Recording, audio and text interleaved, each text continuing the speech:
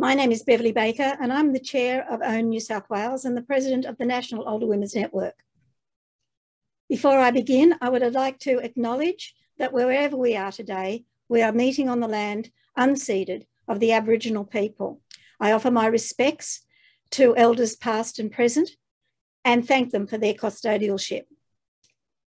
This webinar is taking place today because the Older Women's Network was threatened by a parliamentarian, Andrew Laming, with defamation. We posted what I believe to be a fair comment about his reaction to an apology offered to anyone he might have offended by misogynist comments. His threat to us also implicated the volunteer board members of our organisation. We had no choice but to pull the post down. Nina Fennell heard about our situation and offered to help, if needed, through the funds she had been collecting for women experiencing threats. Fortunately, a current affair ran our story under the headline of "A group of grannies becomes the controversial MP's latest target." We didn't hear from the MP again, so we did not need to take up Nina's generous offer. But what this experience demonstrated to us was that those who advocate, support, or even comment on gender-based issues, especially violence towards women, are at risk of elected representatives using parliamentary privilege and the public purse to attack any questioning, comment of their behaviour. There is a complete lack of transparency and accountability. We have seen this attempt to be increased when Mr Dutton tried to introduce legislation to ensure people in elected parliamentary positions could mount publicly funded defamation cases against anyone who criticised anything they did. We knew that Known was not the first organisation facing this threat, and it would not be the last. So we approached Nina to support a webinar on this issue. Nina had a discussion with Michael, and here we are today. But that's enough from me. I'd like to introduce Nina. Her advocacy is legendary. She has won many awards, and she has won so many awards, that it would take the rest of the webinar just to list them. But of particular note is the fact that she has been shortlisted for 5 Walkley Awards, including Best Journalism Campaign in 2017 and the United Nations Media Award in 2017 and the Human Rights Commission Award in 2010. Nina is a director of the End Rape on Campus Australia and has served as a member of Our Watch Media Advisory Group, is a board member of Youth Law Australia, and is currently an ambassador for Full Stop. Michael is a unique breed of lawyer, one who came to the conclusion that the law needed to be practiced differently. So he started his own firm, Marquee. Michael has been a lawyer for over 25 years, with expertise in trade practice and intellectual property, which has seen him involved in celebrity cases over copyright issues. Michael's expertise is in great demand, and he freelances as an opinion writer for Crikey and the ABC. So please, I would like to welcome Nina and Michael, and over to you. Thank you so much for that introduction, Beverly. And I also want to acknowledge that I'm zooming in from Gadigal country. And that today we're talking about Australia's legal system, which I think it's important to acknowledge in any conversation about Australia's legal system, that this is an imported legal system that was imposed upon an unwilling First Nations people, and that when we're looking at things like who weaponises defamation law or the law more broadly and who that impacts on, we need to keep that context in mind. So if we can just get up the PowerPoint for today. I'll start by just giving a little bit more introduction. So last year, an author and disability academic called Gemma Carey received 3 defamation concerns notices all on the same day, all in the same email, from 3 of Australia's most powerful men, being Christian Porter, Andrew Laming, and the journalist Peter Van Onselen. And as I'm sure anyone here can imagine, receiving 3 concerns notices accusing you of defamation in the same email on the same day from these 3 men was immensely intimidating. And Gemma reached out to me at the time and for some support and an introduction to Michael Bradley for some legal help. And in those discussions, we thought it would be helpful to ventilate what she was experiencing in order to highlight and draw attention to the fact that in this country, defamation law is being utilised or weaponised, you might say, in ways to intimidate people and to shut down what I would consider freedom of speech. We started a GoFundMe to support Gemma's legal costs, and we exceeded our target and raised $246,000. So with that money, because we managed to exceed what our goal was, we've decided to use some of that money for other purposes, including helping to support other defamation cases, as well as putting on events like this.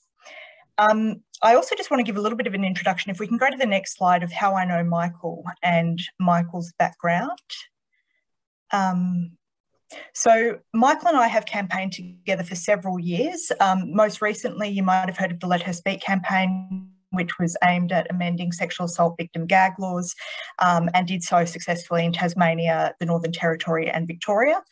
And of the 17 survivors who we supported through that campaign, Michael performed all of their legal work, including the recently 2021 Australian of the Year Grace Tame.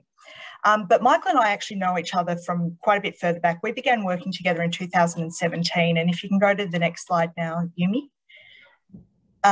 The way we first met was actually over the issue of defamation. Michael and Mark Lawyers do pro bono legal work for New Matilda, which is an independent news publication. And New Matilda, I was doing some work for New Matilda as well on a story about Charles Waterstreet, who is a pretty notorious defence barrister in New South Wales, or he was. And there were allegations that he'd been sexually harassing paralegals. Now, as I'm sure you can imagine, publishing a story accusing a defence barrister of sexual harassment is extremely high stakes in terms of defamation, and others had turned the story down, including Kate McClymont from the Sydney Morning Herald.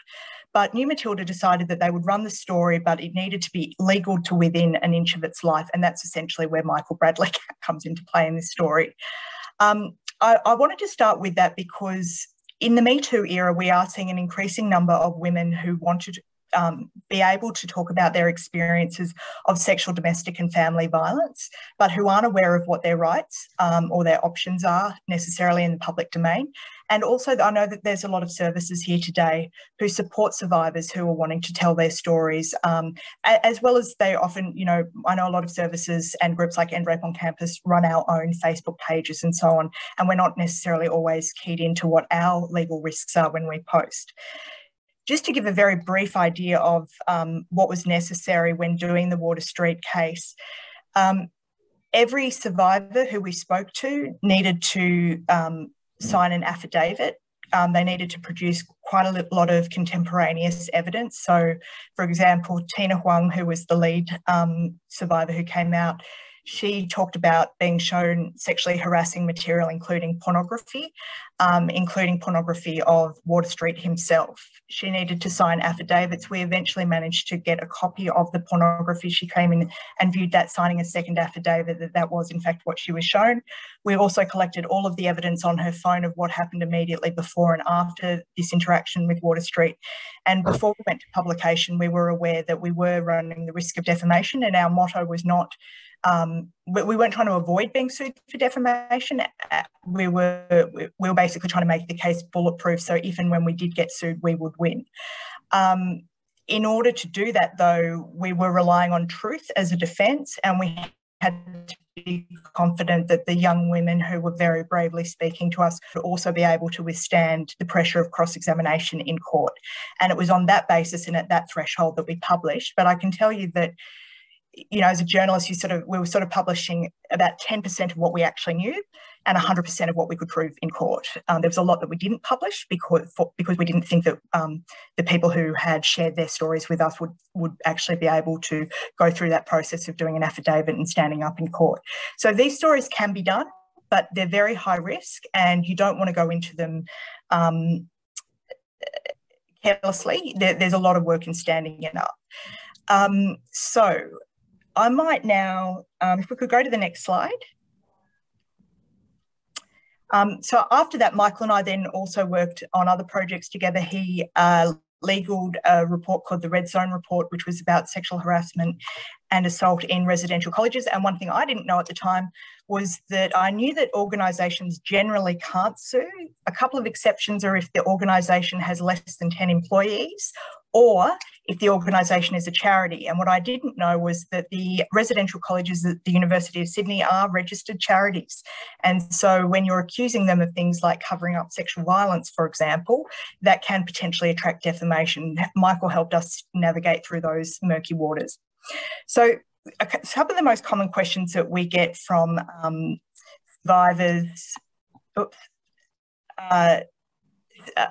survivors as well as organisations is, what can I say? How can I stay safe? And then we'll go through some of the other comments that we hear. So Michael, I might hand over to you now, and I'd be particularly interested to hear what are the kinds of common cases that you get across your desk, not the celebrity types, but the everyday examples. Thanks, Nina. Yeah, hi everyone. It's really a great pleasure to be here talking to you. As Nina said, this is a minefield, and I think as a starting point, it's important to understand that when you're talking about allegations of sexual abuse, sexual violence, sexual harassment, rape, etc., these things are necessarily defamatory. You say something like that about a man, that is defamatory because of the harm it will do to their reputation, whether it's true or not. So the threshold of a defamation case is crossed as soon as you publish an allegation of this nature. There's not going to be any doubt about that. And so the only question then is, can you do it? Does the law give you the entitlement to make that publication and defame that person? The way defamation law works is that once you get past that threshold, once you have defamed someone, then it becomes a question of defence. And the onus of the defences is on the defendant, that is you, the publisher. So you have to have a justification for publishing. So you're on the back foot from the start. What can you say? Well, you can say anything that's true. And that's the sort of the primary line of defence. And most of the time in this context, if you're making a disclosure or an allegation of this type, truth is going to be the primary defence, and in many cases it's going to be the only defence available. So if the allegations stack up, then and are provable, then yes, you have a complete defence, because truth is a complete defence to a defamation claim, and there are no qualifications to that. But it has to be provable and proved ultimately if proceedings are taken. And I'll give you an example of where things go wrong right from the outset very often, and this is not a celebrity case.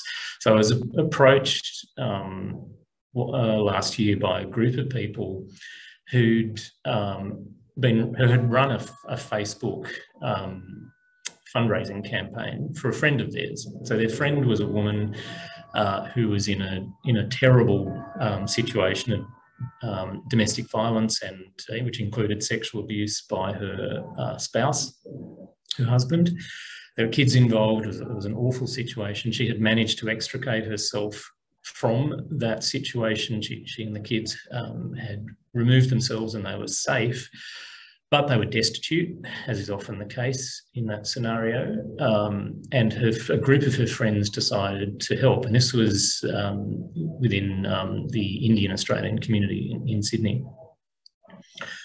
So they posted on Facebook a story about what this woman had been subjected to in the context of wanting to raise money to just provide basic financial support to get her a place to live and some furniture, clothing, etc., so that she could continue to take care of her kids. And that was their sole motivation in doing this.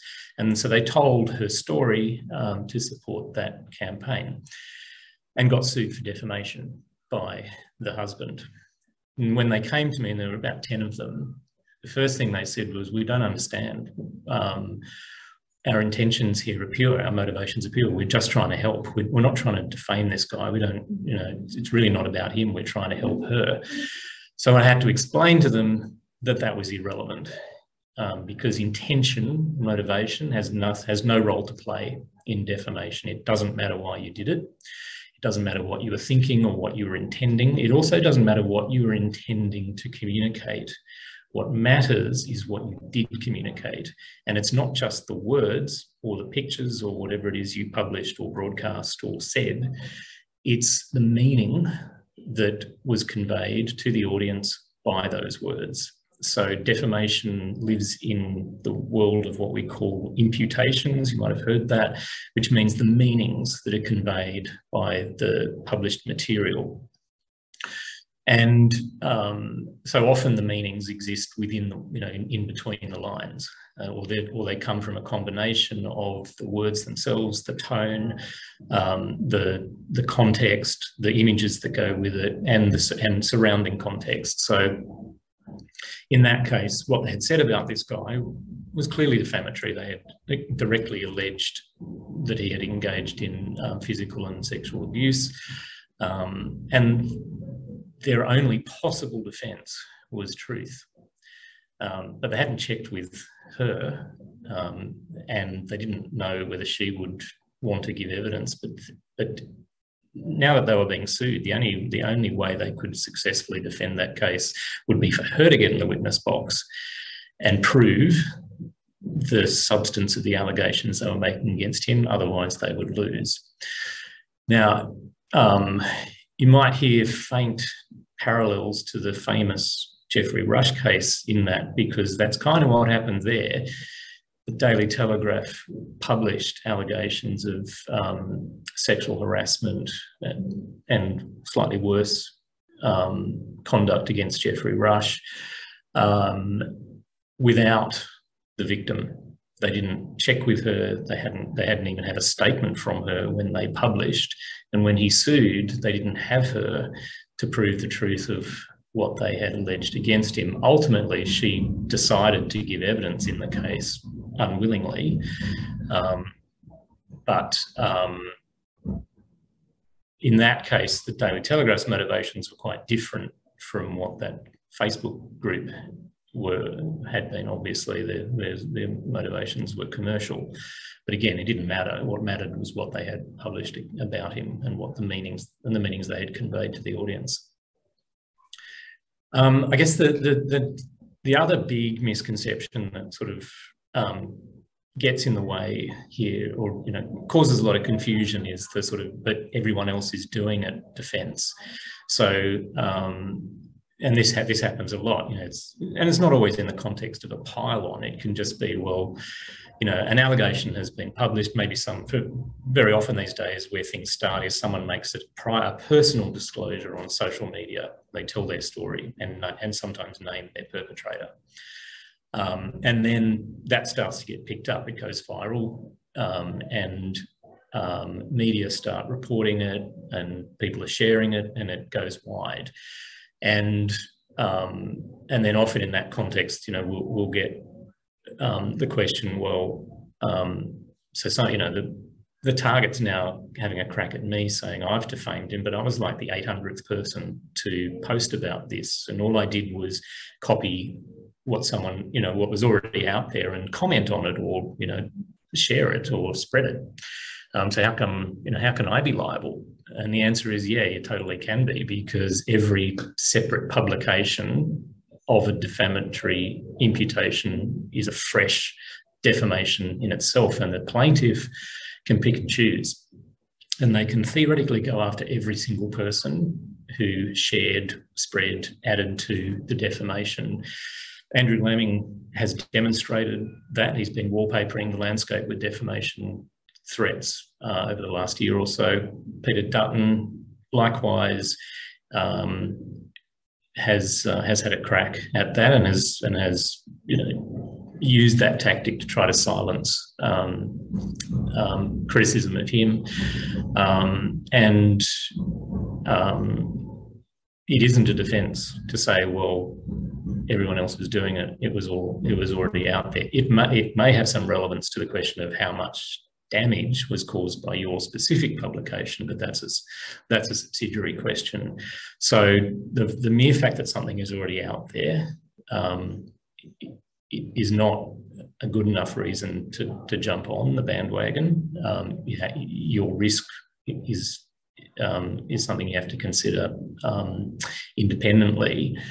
And it's related to another problem, which is the difference between making an allegation and reporting an allegation. So very often you'll see the media always says, alleged, and they always say, and he vigorously denies it when they're talking about this kind of stuff.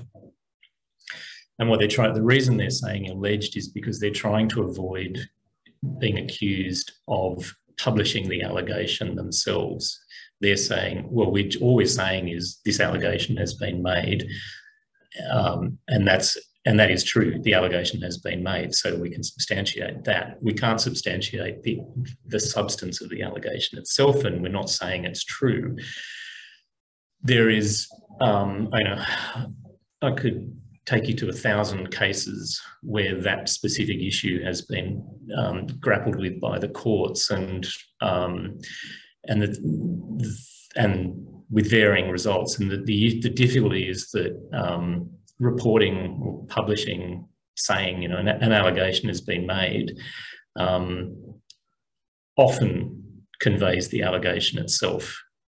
So it is dangerous territory, and there isn't necessarily safety in putting the word alleged in front of what you're saying.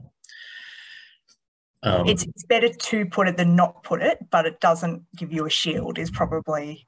Yeah, exactly right. And the more serious the allegations are, the more graphic, the worse they are for the person's reputation, the more damaging, the less likely it is that just saying alleged is going to protect you from successful defamation claim. There's a famous quote from a case where a judge said, it's really difficult to talk extensively about the existence of smoke without also implying that there's a fire. And that's the point. Like, if you're putting a whole pile of stuff out there or adding to that sort of pile on, then you are at risk. Whether or not you're, sort of actively saying, we think this definitely happened. Yeah, and I think I'd like to just add some further points. I think Michael and I today, we're not here to defend Australia's defamation law. I think we have some of the worst defamation law in the world. But information is empowerment, and while the long-term goal is to reform the laws, in the interim it's important that people are aware of where we can be at risk. I'll just share a couple of my own stories regarding defamation and what I learned from them. One, very early on with End Rape on Campus, some students contacted us because it was within a residential college setting. A student had been sexually assaulted, and when she'd reported that to the head of the college had responded appallingly and had not followed what protocol should have been followed. So the victim's friend or survivor's friend went on Facebook and had a bit of a spray about the head of the college and the mismanagement of the complaint. Now, everything that she said about how the complaint was mismanaged was absolutely true and could be substantiated. In fact, there was emails that substantiated how appalling his behaviour was. But just because it was true doesn't necessarily mean that it was going to be that straightforward to prove it was true, because to do so would mean going to court and mounting a truth defence. Now, Michael, can I just ask you ballpark figure what it costs to put on a defence in this country for something like that? Yeah, well, for a defamation case, you're looking at sort of a couple of $100,000. So these are students. These are 21-year-old students who have no money, no access to those kinds of resources. So even though what they're saying is true, the cost of accessing justice in this country is prohibitive for many, many people. And of course, those in power knew this. So what happened in that case? The other thing about that case was, even though it was true, the victim survivor in that case would have also had to have been willing to be cross-examined about her experience, not just of reporting the assault and how appallingly that had gone, but in all likelihood, she would have actually had to relay details of the assault itself. And unfortunately, her friend had not sought her consent or permission before going online and having a spray. And so it also would have been incredibly, not just expensive, but also re-traumatising for that victim survivor had this been dragged through the courts. So in that case, unfortunately, what happened was the survivor and her friend ended up paying $5,000 to the head of the college to essentially pay his legal debts up until that point and walk away from it. But you can imagine for those young women that had a particularly scarring effect long-term on them. And I guess why, you know, that was a classic case where the friend who wrote that would say her intention was absolutely good. She was trying to support her friend, and she was also trying to alert other people to a systemic injustice in how sexual assault was being managed in their college. And she would also say, but it's true, this is true. He did, the head of college did manage it appallingly. And unfortunately, that's not, that doesn't mean that even though morally you might absolutely be justified and in the right, but that doesn't necessarily mean that you're not going to carry substantial risk. The other thing that I hear a lot from students in particular is when doing AROC work is things along the lines of, well, I didn't write it. It was posted in our comments section of, you know, it might be a club or society that they're running, or it might be you know, like Onissoir, or that's, you know, a student publication, and they own the Facebook page. They're running a club or society. Other people are commenting underneath a particular post, and they'll say, well, the post that I wrote wasn't defamatory just because everybody else has said nasty stuff underneath. Why would I get a concerns notice? And Michael, could you maybe unpack that a bit? Yeah, it's a bit of a mess. So there was this case which has caused mayhem called the Dylan Voller case, which you may have heard about. So Dylan Voller was this kid who was treated appallingly in the Northern Territory justice system, the one with the spit hood. That got a lot of publicity a couple of years ago. He was suing a number of media companies for defamation over comments which were posted on Facebook pages of those media companies, for example, Fairfax. You know, so they'd been reporting aspects of his story, and punters had been posting comments, many of which were disgracefully racist and awful about Dylan. So he was suing about those comments, which were clearly defamatory and indefensible, but he was suing the media companies who own the Facebook pages on which the comments were posted. You know, that's gone up to the High Court on the question of whether the media companies are the publishers of those comments, and the High Court has said yes, they are publishers because they're involved in the process of their publication. Technical legal argument, but the point is that if you are maintaining a website, Facebook page, Insta page, whatever, where you are facilitating or allowing third-party material, comments or whatever to be posted, then there is distinct risk now of liability for that material.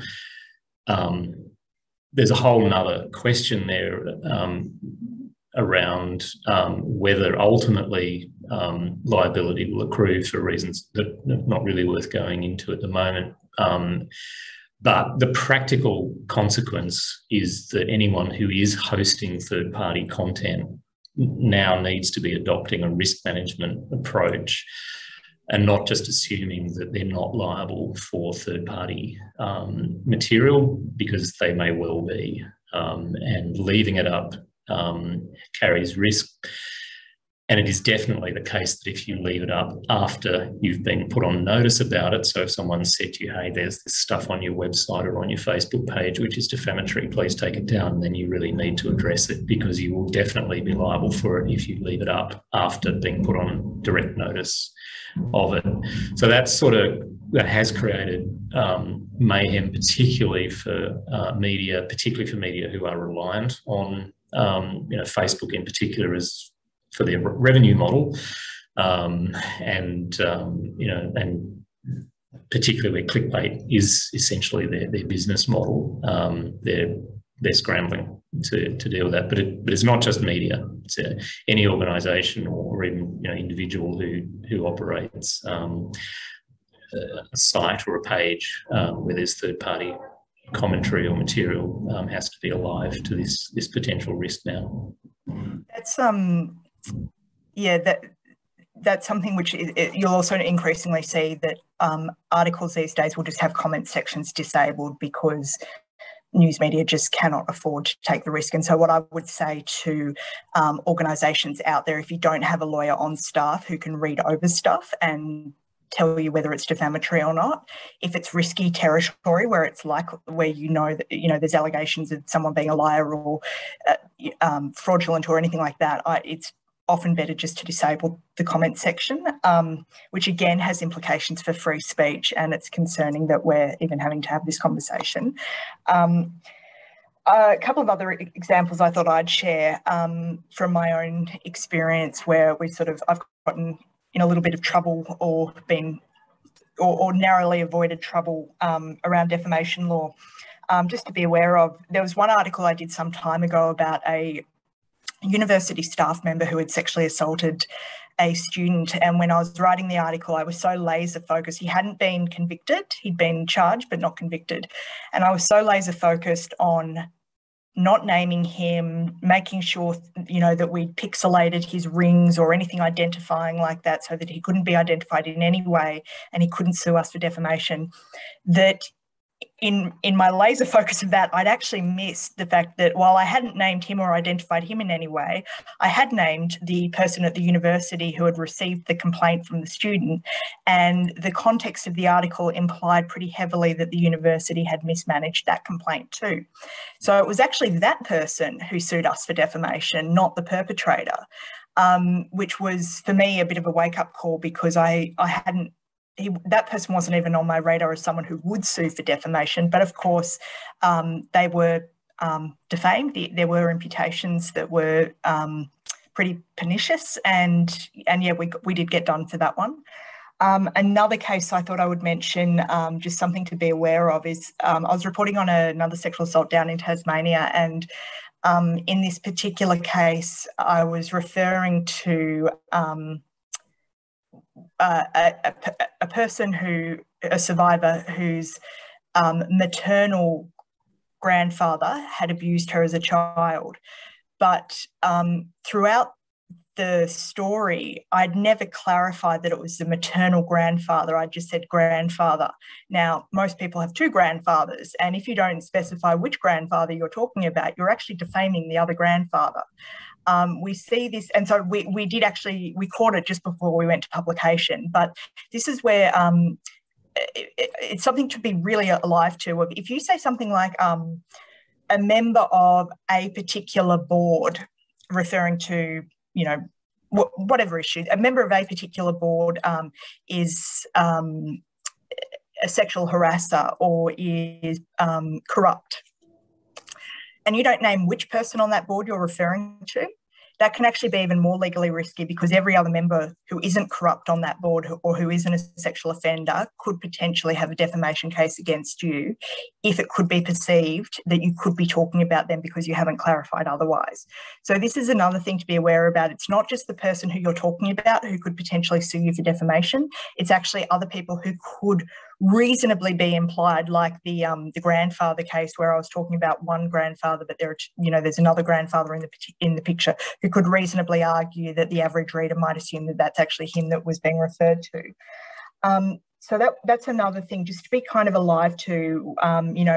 There's there was a case, I believe it was the Australian cricket team, where one of the cricketers was accused of match fixing or something like that. Anyway, it was an allegation, and by not publishing which player the newspapers were talking about, the other members of the team could then reasonably sue for defamation by saying that their names were or their reputations were sullied as a result. Michael, I want to throw back to you as well, and I want to talk to you specifically about charities and the fact that charities can, because I was shocked when I found out that the colleges could sue me for defamation because they are registered charities. I had always been told that organisations can't sue, and I didn't realise that there are some exceptions to that. And I think particularly when we're in the advocacy space, and I'll be honest, I've also said some pretty critical things about groups like White Ribbon, not realising that at the time they are a registered charity, and we do sometimes critically call out others. And I wouldn't have been aware at that time that there was a legal risk attached to doing that. So what are the rules around charities and organisations, and when you're defaming an organisation or not? Yeah, the ordinary rule is only human people can sue for defamation, but yeah, there are these two exceptions that apply throughout Australia. So any organisation with less than 10 employees can sue for defamation, and any not-for-profit, so not just registered charities, but any not-for-profit organisation or company can also sue for defamation. The practical risk is significantly lower than with individuals because a corporate reputation is quite a different beast to a personal reputation. So organisations, non-humans, cannot get damages for hurt feelings, which can be a substantial part of defamation damages. They have to prove that they actually suffered harm to their reputation, and that's often difficult for them to do. So the downside risk is substantially lower than with an individual, because hurt feelings and harm to reputation are pretty much a given when you defame an individual, and then on top of that, they can claim for actual financial losses as well. But it, generally speaking, is very difficult for a corporate entity to establish that. However, for example, if you take the hypothetical example of a charity, if someone's had a crack at them and accused them of being corrupt or wasting all their money on parties or whatever, and it's untrue, then clearly they could suffer, quite substantial reputational harm and even direct financial harm, which would be claimable as damages. So yeah, it is something to be mindful of in choosing your targets. Yeah, and can you talk us through what practically happens when you receive, what is a concerns notice? What happens when you receive one? What should you do? And what are the things like time limits and processes that play out from there? Yeah, so the concerns notice is it's a creature of the Defamation Act. It's basically a letter of demand. It's not compulsory for a defamation plaintiff to have issued a concerns notice, but it's conventional to do so because it has certain tactical advantages. But a concerns notice basically is a demand letter that comes from the person who's claiming that they've been defamed. What it should do is identify the published material which they say has defamed them, whether that's an article or a post or a photo or a broadcast or whatever. So identify that, and then also identify the defamatory imputations that they say have been conveyed by that. So, for example, Geoffrey Rush, when he issued his concerns notice to the Telegraph, he said, you've published a series of articles over a couple of days about me, and the imputations that flow from that are I'm a sexual predator, I'm a pervert, stuff like that. So those are the defamatory imputations, he said, that flowed. And then ordinarily a concerns notice will set out what the plaintiff wants you to do about it. So they'll tell you, okay, I want you to take the stuff down from the internet. I want you to publish a retraction and apology. I want X dollars in damages, and I want you to pay my legal costs, and I want you to promise never to do it again. That's fairly typical in terms of the demands. It's not necessary. It's not really a settlement offer in that context, because ordinarily the claimant will reserve their right to still sue. It's basically an opportunity, or they're offering an opportunity to you to mitigate the harm and reduce the damage that's been done, and therefore reduce your own risk on being sued. As the person receiving a concerns notice, you've got the option of accepting it. You can do what they say to try to put it all to bed. You can do part of what they say. You can reject it. You can ignore it. Ultimately, if they're right, and you do nothing, and then they sue you, then the fact that you did nothing, or you did less than they wanted you to, will be an aggravating factor. So a big component of damages in a defamation case is what are called aggravated damages, and they flow from unreasonable behaviour by the defaming party, which includes failure to respond reasonably and appropriately once they were put on notice of the defamation. That obviously only arises if the plaintiff wins the case and it's found that you have defamed them and didn't have a good defence. But aggravated damages can be quite substantial. So it's really critical to take it seriously and address it, even if your response ultimately is, no, actually we haven't done anything wrong here, we're not, your demands are rejected. It is better to respond than to just ignore it.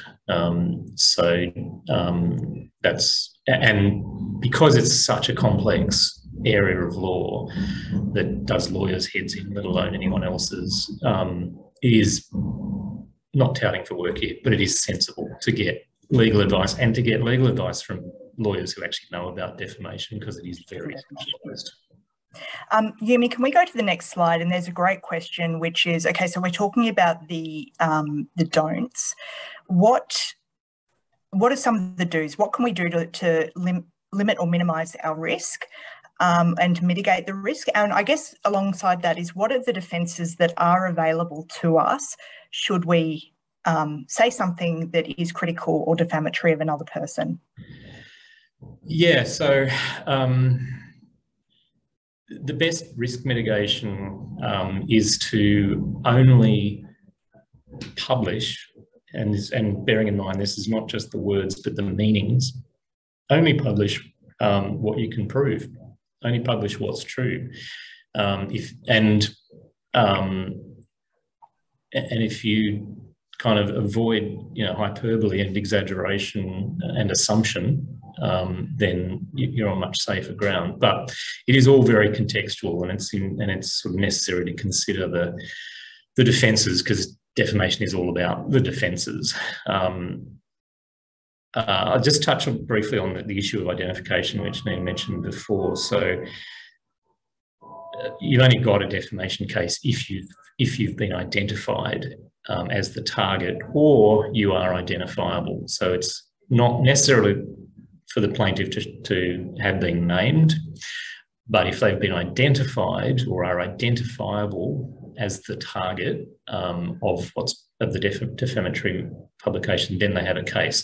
So Christian Porter is the sort of classic example of that. The ABC published the allegations of rape against him, but didn't name him. They just said he was a senior cabinet minister, and he sued, and he said, although the ABC hadn't named him, he was readily identifiable by the audience, which is everyone, because of all the other stuff that was out there. And he pointed to all the sort of social media around it, all the speculation, the Google searching that was going on, and the sort of there were other sort of factors. There were all these amateur detectives trying to work out,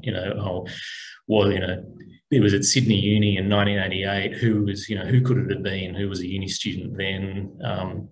And he said, well, really it all just narrowed down to me. Although there were, I think, 16 male cabinet ministers who theoretically potentially could be it.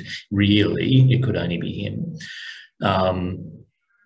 And if the case had run, he would have had to prove that it was likely that people reading that article would have worked out that it was him. That would have been a really interesting question in that case, but we'll never know the answer to that. But that's sort of a critical thing to understand. Just because you're not naming someone doesn't necessarily mean they don't have a case. The primary, as I mentioned before, the primary defence to a defamation claim is truth. If you prove the substantial truth of the allegations, then you win. You don't have to prove every last little factual detail, but you have to prove that it's substantially true. There's a related defence called Contextual Truth, which is a really important one. That one is running in the Ben Roberts-Smith case at the moment. That's really actually the media's main line of defence against Robert Smith, because they ran a huge pile of allegations against him of war crimes, sexual assault, domestic violence, being a general arsehole, just like everything.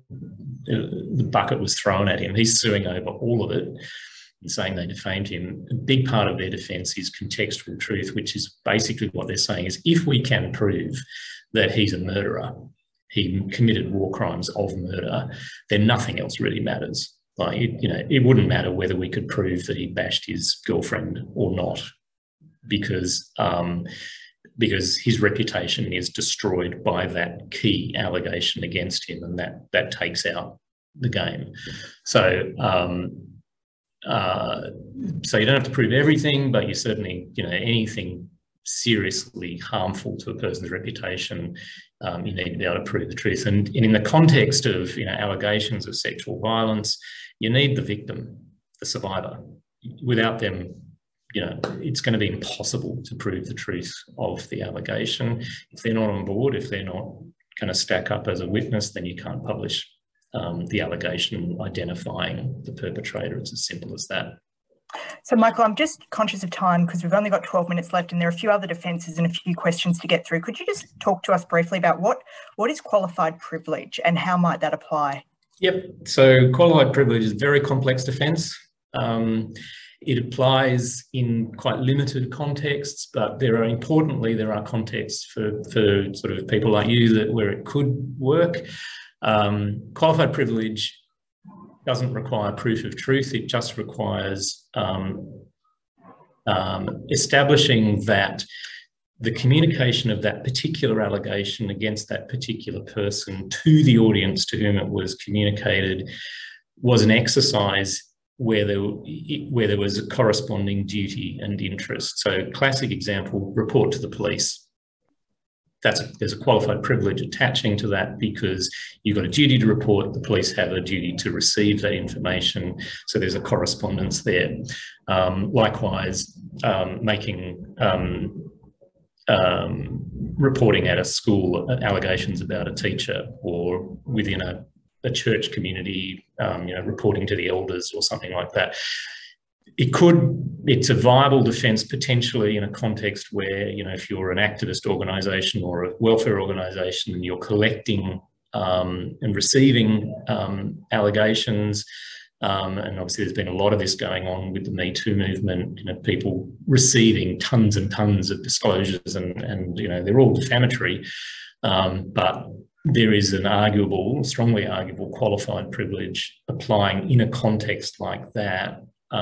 For example, if you're sort of collecting these disclosures with a view to providing support to the survivors, or using that material for advocacy, then then there's a qualified privilege attached to that process of collation and disclosure.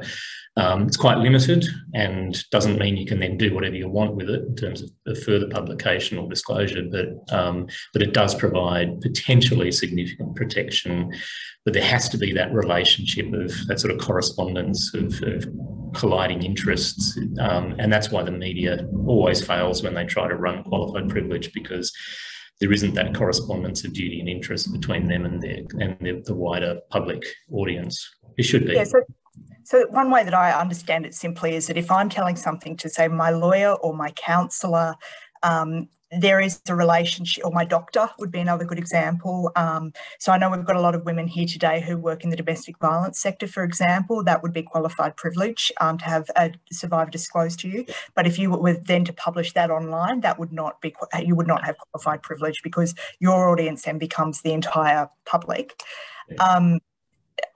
There's a question here around defining publication and broadcast, and would, for example, a one-to-one phone call be considered defamatory? And I might just answer this myself, if I can, with a case that's currently going on in Western Australia, where a sexual assault survivor disclosed to a number of friends what had happened to her in order to seek support and validation, as is fairly normal. And as is, in fact, part of the therapeutic processing and so on. One of those people was a mutual friend with the offender and decided to make an illegal audio recording of that private conversation. And that illegal audio recording is now being used as the basis of the defamation trial. So in terms of what counts as a publication, it's not just what you type or what you put in print. It's not just what's online or in the media. Verbal communication, one-to-one, including not on the phone, just person one-to-one communication, can also be considered defamatory. Michael, I hope I'm right in saying that. Is that right? Absolutely. Yeah, that's right. And that person, Michael and I were talking about this case yesterday, and whether or not qualified privilege could attach, because you could argue that a sexual assault survivor disclosing to a close personal friend is, there is a qualified privilege attached to that, in the sense that that person might be supporting them, or they might be the first responder to then take them to the police. And there is a need, and they may be warning that person for their own safety purposes. But the further we were talking about, and the further out you go and the more and more people you tell, the less likely you might be able to utilise the qualified privilege defence. Can you talk us through honest opinion and public interest defence? Yeah, okay. So there is a defence of honest opinion, which is designed to protect, commentary, like, free speech, like, you're expressing an opinion on matters of public interest. It is defensible. So I can publish my opinion that Scott Morrison is a terrible Prime Minister without defaming him. I mean, I would run truth on that anyway, but that's my opinion. If you're going to express an opinion, then it is defensible, but it has to be based on fact. So you have to also state the factual material on which your opinion is based. So if you're going to say that politician is corrupt, that is defamatory. It would be defensible as honest opinion if you stated the material, the evidence on the basis of which you've come to that conclusion, like sports rorts or whatever. I mean, pick your target with this government, but it is a dangerous defence, and the borderline between statements of fact and statements of opinion is something that courts really struggle with. In the Shane Bazzi case, so Peter Dutton sued Shane Bazzi, who's an unemployed activist, for defamation over a tweet where he said Peter Dutton is a rape apologist. Dutton won. Bazzi's defence was that was an expression of opinion, his honest opinion, and he argued to the court, sort of put up to the court, well, here's the evidence of why I think Dutton is a rape apologist, and so it's my honest opinion. The judge said, no, I don't actually accept it, largely on the basis that he didn't think Bazzi knew what rape apologist means, which was a bit insulting, but but it was a good case for illustrating that it's kind of difficult defence to run. So it's one that you've got to be real careful when you're relying on opinion. So there's this new public interest defence which came in last year in most of the states, not quite all of them. It's one that we are hoping will be extremely valuable in this sphere in relation to the Me Too movement and allegations of sexual abuse and violence and so forth, particularly for the media, but it's also potentially available, for example, to activist organisations and even individuals. The public interest defence, as it's designed, creates a complete defence if what you are publishing is a matter of public interest and you honestly believed it was a matter of public interest at the time of publication. Don't have to prove truth. So it doesn't have to be true, and you don't have that burden. It just has to be a matter of public interest, and the legislation sets out a whole bunch of hoops you have to jump through to kind of get over the hurdle. You have to behave reasonably. We won't know until there's test cases on that how restrictively or widely the courts are going to interpret that and how much latitude it's going to give, particularly the media. It's designed to support investigative journalism. It's designed to enable stories like Ben Roberts-Smith or Porter. Water Street. These kinds of cases, particularly where there's sort of allegations of serial misconduct, to enable the media to do the work of investigative journalism and get stuff up without having to prove the truth of every single allegation they're making because it's public interest. So we're hoping that that's going to change the game quite dramatically. But yeah, we need a brave test case. So I'm just looking at the comments, and a lot of people are saying this feels really hopeless and despairing. And I think you and I would 100% agree with that.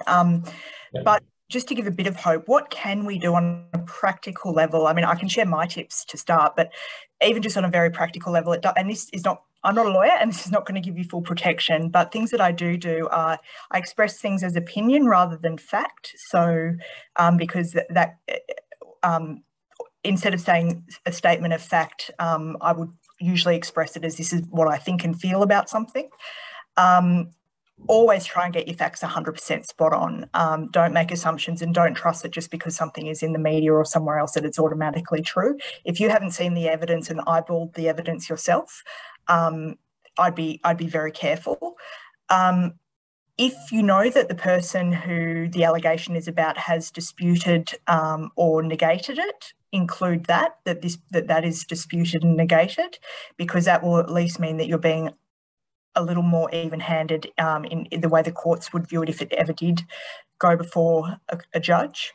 Turning off comments is a really simple one, but that's a time saver and a massive headache saver. Michael, is there other things that you can think of that people can do in a really practical sense? And I guess the other thing is just to be alive to this issue. So often, more and more, we're seeing things like GoFundMe and Chuffed accounts where people have set up a fundraiser to aid or support a survivor of domestic or family or sexual violence, thinking that they're doing the best thing possible for that person and not actually thinking through, could this be defamatory? So just being alive to that issue. Are there other things that people can do practically, even in how they soften language or reframe language, Michael, that you can think of? Yeah, look, I mean, it's not completely hopeless. It's terrible, but it's not completely hopeless. And my advice is, avoid the pile-on. Like, don't be lazy about this, and keep in mind that, if you're making allegations of sexual violence against a person, it's really damaging. Like, it will destroy their reputation. So you have to take this seriously. And if you're just piling on, what other people are saying, and you don't have the evidence yourself, so you don't actually know, you can't be confident about the truth of it, then don't. And do your homework. If you're going to go after someone, and I absolutely advocate going after these fuckers, but if you're going to do it properly. Do what we did with Water Street, which is prepare the publication like you're preparing the defence, assuming you're going to be sued, and be ready for it. But it's completely doable. There are good examples of where the media has gone after someone and taken them down and done such a good job of it that they haven't even bothered suing. Don Burke was a good example of that. They just did him over, and it was so well stacked up that he had no hope. Ben Roberts-Smith, I think personally, is another good example of that. I think they did a fantastic job on him, and I think that he's made the decision to sue them, which is not really working out that well for him at the moment. And can't really preempt the outcome of that case, but it's not going well. So it is doable, but if you're going to go into this sphere, if you're going to go after people and try to destroy their reputation because they deserve it, then you have to take it seriously and do the job properly. There's just a couple of final comments before we finish up. Danielle Miller has said that in order to discuss an issue such as financial abuse by de-identifying the accused or the offender, that can allow you to still get the value of the learning but without the names. I would also add to that, just be aware that de-identification is more than just names, as we've talked about before. You have to de-identify absolutely everything, and often that will mean that you also need to de-identify who the victim survivor is, even if the victim survivor wanted to be named, unfortunately. Another comment was, is it defamatory to take a band off a lineup if you know that one of the members is an offender? And the very quick answer to that is, Michael?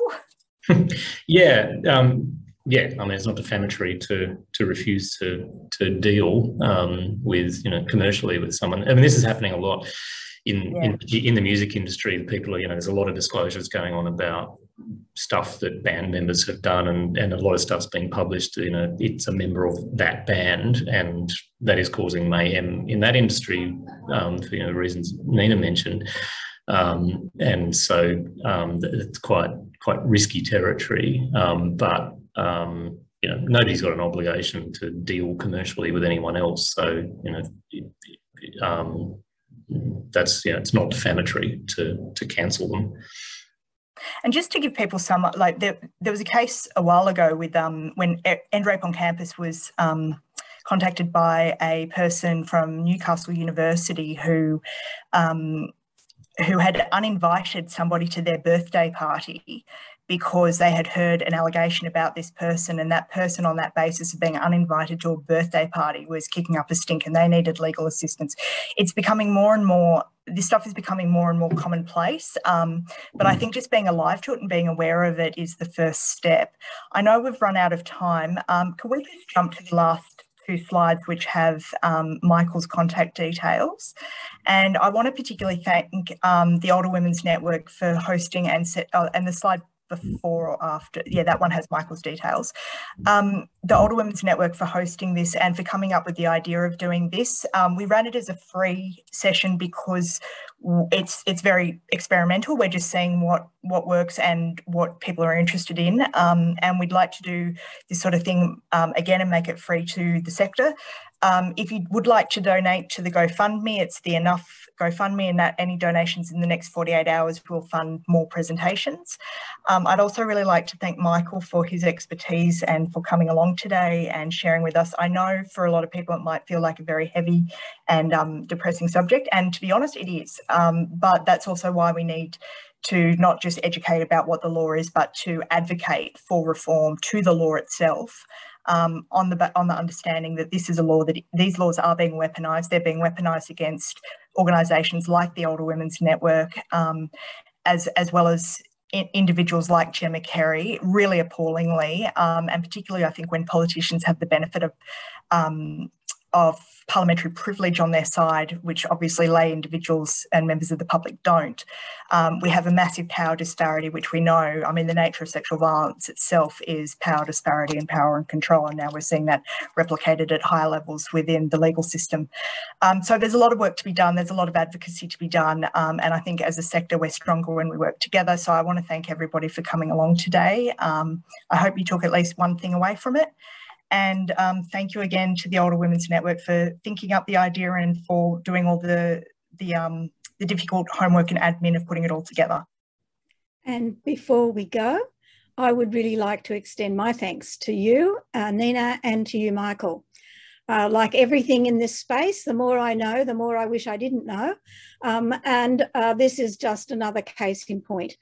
You've just about taken all of the points I was going to make in summing up about the protected privilege of those who are weaponising the defamation laws against those who are in positions that are expected to hold them to account.